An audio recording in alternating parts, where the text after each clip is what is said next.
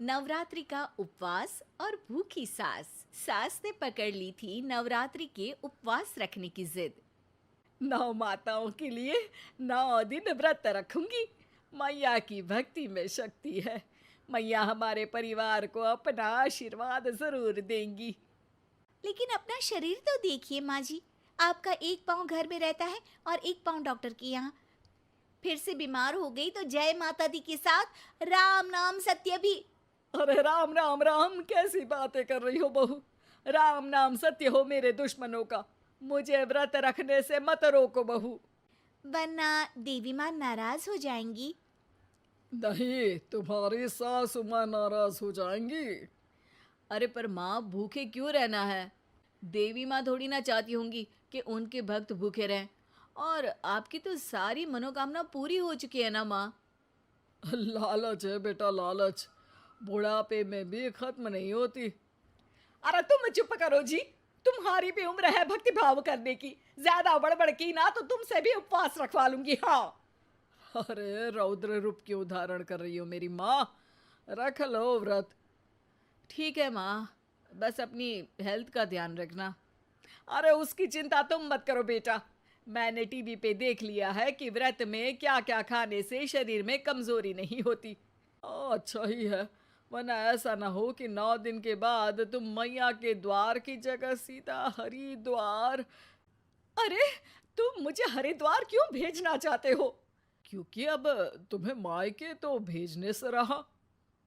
बाबूजी, क्यों माँ को परेशान करते रहते हो?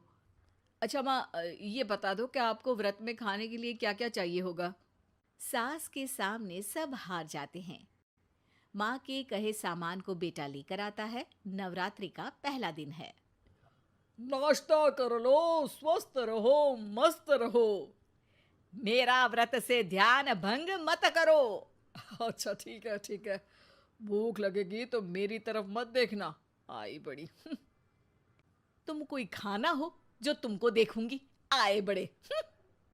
माँ जी, ये लीजिए आपका फरियाली मिक्सचर। इससे व्रत नहीं टूटेगा। अरे इतना सा? दिन भर भूखी रहने वाली हूँ, थोड़ा तो और ला दे। पर ये सब तो सपोर्ट के लिए होता है ना माँ जी, पेट भर के थोड़ी ना खाना होता है। करवा चौथ का व्रत नहीं रख रही हूँ जो कुछ ना खाऊं पीऊं। हाँ यार, ये तो मैंने सोचा ही नहीं।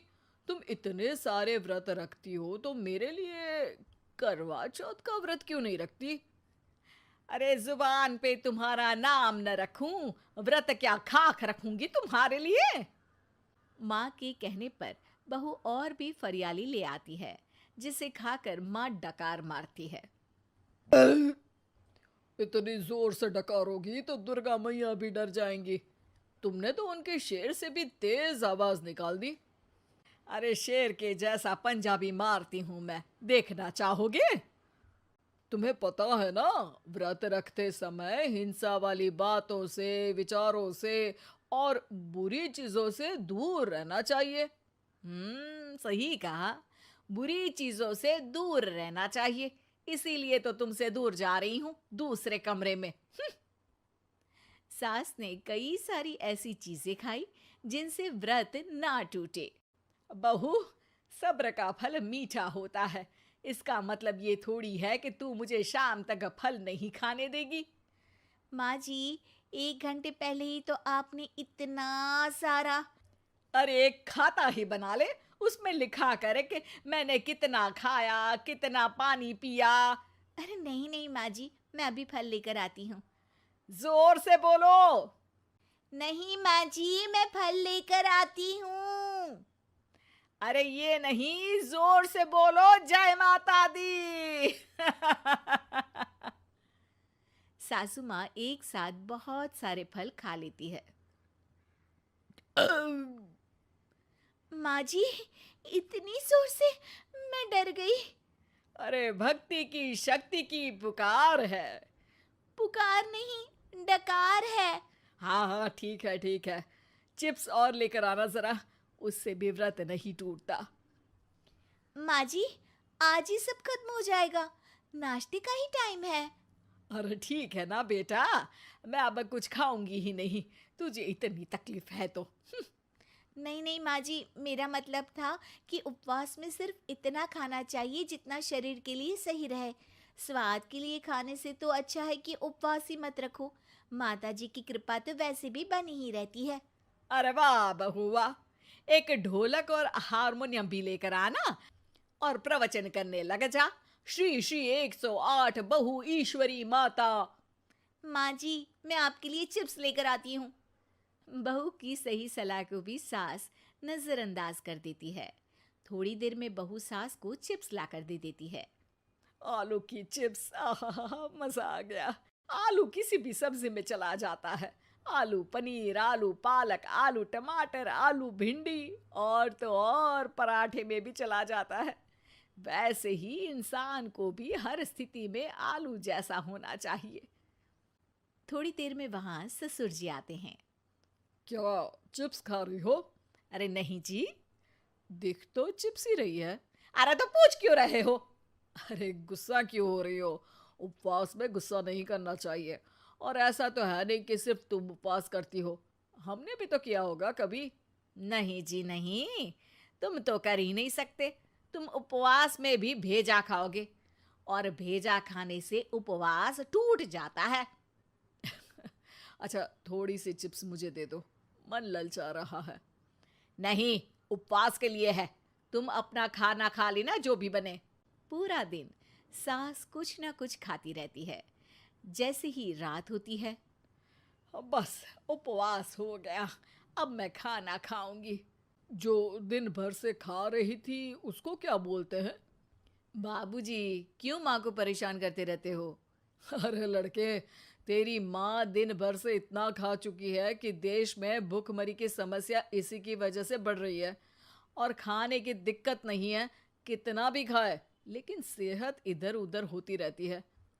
कुछ ऊपर नीचे हो गया तो तेरी माँ खाने के बाद हाथ धोएगी और तू अपनी माँ से हाथ धो बैठेगा। अरे इत्तू सा तो खाया था, उपवास भी ना तोड़ू क्या? ठीक है, नहीं खा रही बस। अरे बहू तुम ही बताओ, ये इत्तू सा मतलब कितना खाया है इसने? ना जी ना, मैं कुछ नहीं बोलूंगी। खाना दे रहे हो या नहीं, या 9 दिन बिना जल के उपवास रख लूं? देने के लिए धमकी अच्छी है, सुनने में भी डरावनी लग रही है। पर जैसे तुम्हारी जुबान में स्वाद का खून लगा है ना, तुम भूखी नहीं रह पाओगी। मैं कसम खाती हूँ जी। अरे देखो, कसम भी खाओगी तुम। अरे कुछ और दे दो इसको खाने को। ये ले, दाल चावल खा ले बस। डॉक्टर भी कहते थे कि माँ को आए दिन पेट से जुड़ी समस्या रहती है। बस इसी के लिए घर वाले पहले उन्हें उपवास नहीं करने दे रहे थे, लेकिन जब उपवास करने दिया तो माँ ने इतना फरियाली खाया कि घर वालों की चिंता बढ़ा दी। और जैसा कि घर वालों को डर था, अगले दिन उनकी तबीयत खराब भी हो गई। डॉक्टर को बुलाना पड़ा। अरे जितनी बार आप बीमार होते हो उस हिसाब से तो मुझे एक क्लिनिक आपके घर में ही खोल लेना चाहिए। या फिर क्लिनिक में ही इनका एक अलग कमरा बनवा देते हैं डॉक्टर साहब। बाबूजी, पिताजी, मेरे जनक, क्यों हमेशा मजाक करते रहते हो? डॉक्टर साहब, माँ का पेट खराब है। क्या खाया था? जो मिला जो दिखा सब कुछ। अरे बस भी करो जी। बस तो तुमको करना था खाते वक्त। देखिए, खाना अच्छी बात है और उपवास भी आदमी को रखते रहना चाहिए, लेकिन तब जब शरीर लायक हो। पहले दिन ही बीमार हो गई तो 8 दिन कैसे होगा? आप व्रत मत रखो और खाने पीने पे ध्यान दो। मैं गोलियां दे रहा हूँ। आप भी कुछ खाने को ही दे रहे हो? हाँ, इससे जल्दी ठीक हो जाएंगी, समझ गई हैं आप? अब तो ठीक ही होना है ना मुझे। जोर से बोलो। जय माता दी। जय माता दी। जय माता दी।